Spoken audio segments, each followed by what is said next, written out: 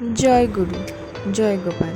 আজকে ছিল গুরু পূর্ণিমা। তোমরা সকলেই জানো এই যে শ্রাবণ মাস চলছে বলে আমার ঠাকুর ঘরে ভোলে বাবার একটা আলাদা করে স্থান করে দিয়েছে।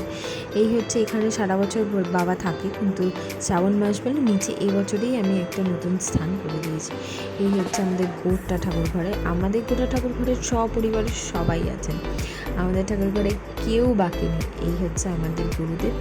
তোমাদের অনেকেই এই গুরুদেব। তো আজকে গুরু পূর্ণিমা বলে আমি একটু সামান্য আয়োজন করেছিলাম গুরুদেবের জন্য। কিছুই করতে পারি না, কারণ ছেলে ছোট, খুব সমস্যা হয়, আমি পুজো দিতেই পারি না।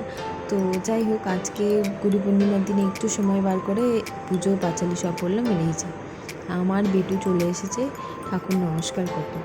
তারপরে ঠাকুর পুজো দেওয়ার পরে তুলসী মঞ্চে একটুখানি ধূপ দেখিয়ে একটুখানি জল দিয়ে পুজো আজকে সম্পন্ন করলাম। তোমরা আজকে গুরু পূর্ণিমার দিনটা কেমন করে কাটালে আমাকে প্লিজ কমেন্ট করে জানিও।